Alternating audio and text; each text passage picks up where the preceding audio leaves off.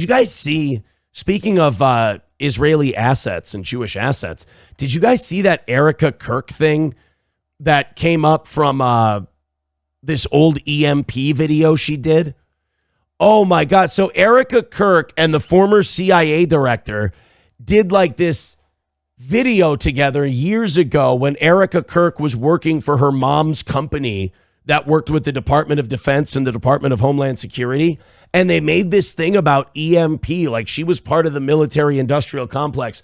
That combined with the Romania stuff we talked about on our last YouTube members only show, and then her dad being with Raytheon in Tel Aviv and all this stuff, like it's getting to the point now where if you think Erika Kirk wasn't a honeypot for Charlie Kirk, you're insane. And also everyone she was dating before she met Charlie was one of those right-wing orbiter grifters, that Cabot Phillips, who was working for the Daily Wire. I mean, whoever controlled Erika Kirk, whoever Erika Kirk worked for, they wanted to use her as like their Helen of Troy to hook up with one of these young conservative influencers so they'd be in.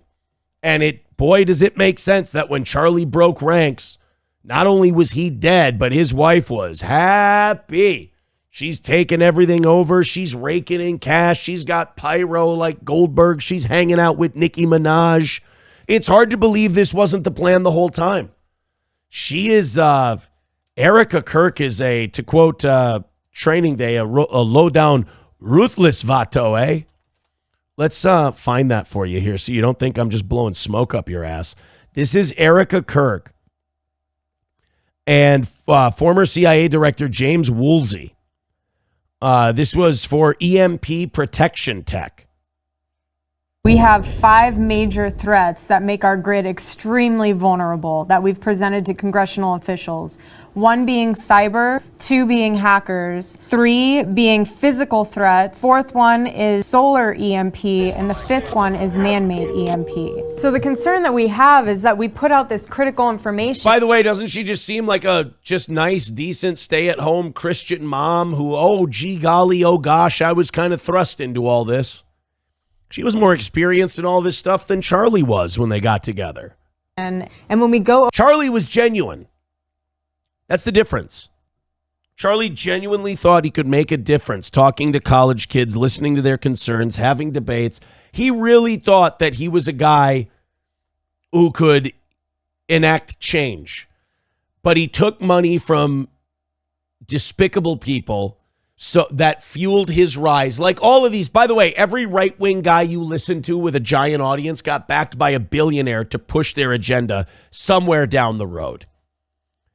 Or if you're Tim Pool, it was the Russians. Over this risk analysis, they hear what we're saying, but they don't want to take action.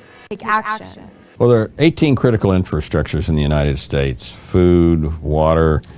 James Woolsey Jr., the former head of the CIA, he and Erika Kirk made this together to talk about, I believe this was her mom's company, and EMP protection. And again, the thing we're pitched about Erika Kirk was that, oh, she was just this wholesome Christian gal. No, she was a player, man. She was doing that Romanian orphanage shit. And by the way, you look into that Romanian orphanage, it was right next to a NATO U.S. military base. Look up Colonel Otto Buscher. She worked very closely with him. That base was part of a child trafficking ring. It was disgusting. And meanwhile, Erika Kirk is running one of the biggest orphanages in that area and a charity that's supposed to help orphans. And she's working hand in hand with Colonel Otto Buscher. It's too much of a coincidence. You know, you can only feel dumb for so long before you go, I got to connect the dots here. Transportation. And you know, you don't just start working with the former director of the CIA. Like, some of you had friends whose dads had like big office jobs, right? But they never said, oh yeah, my new client is, well, he's the former head of the CIA.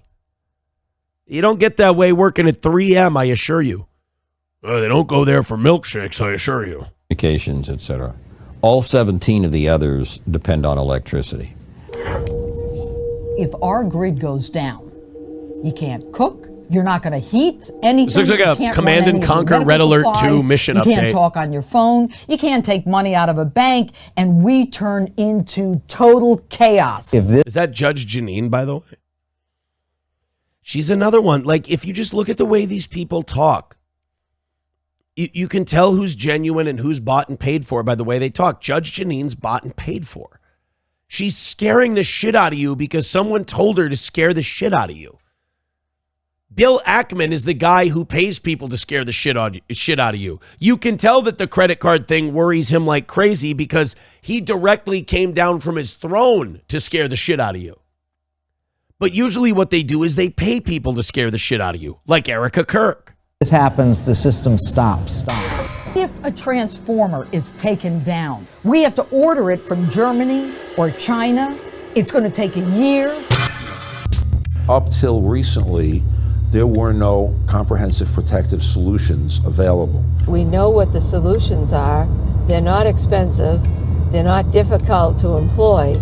We just need the political will to do it and the follow through on the part of the electorate. In other words, we spent a shitload of money developing this tech, and now we have to sell it in order to recoup our R&D. And the best way to sell this shit is to pay off politicians to vote and say, oh yeah, the Defense Department really needs this, and force the government to buy it.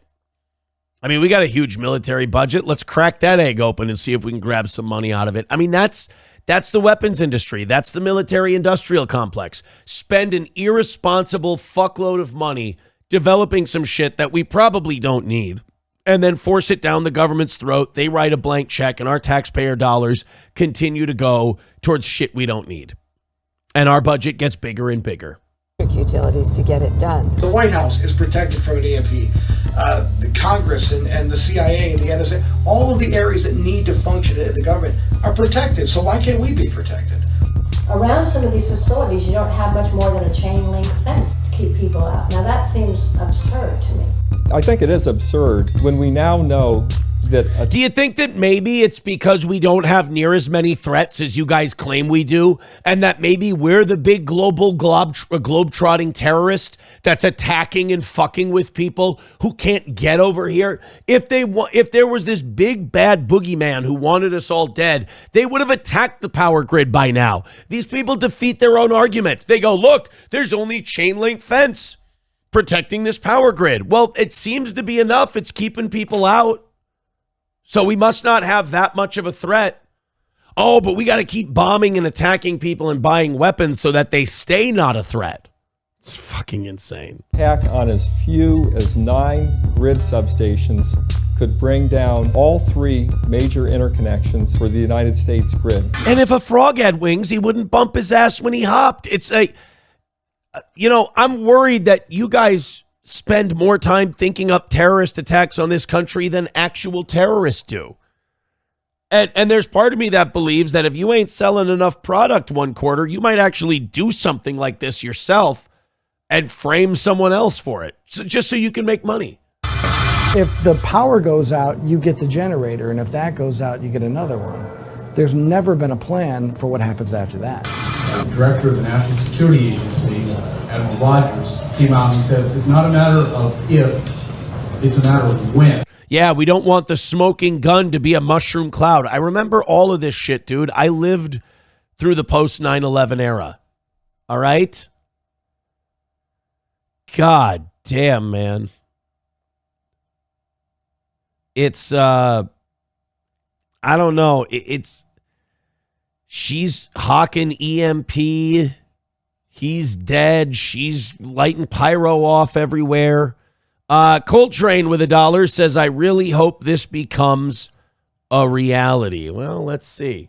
By the way, Coltrane is now at $6. I got to move some shit around here because old Red Fox Matt is at 10. He's in first place. Red Fox Mad at 10. Coltrane in second with 6. Waylon in third at 5. Thank you guys very much. TDR Shit Show says, can't just cap the interest for credit cards, have to cap the service charge as well. I see those greedy fucks getting capped at 10%, then turning around and increasing the shit out of the service charge. That's a good point. And, they're smart. They will find a way around it if there is a way around it. That is a good point. Thank you for the $1. Joey Caravello with $5 says, play this. It better have something to do with what we're talking about. Old Joey Caravello, my friend.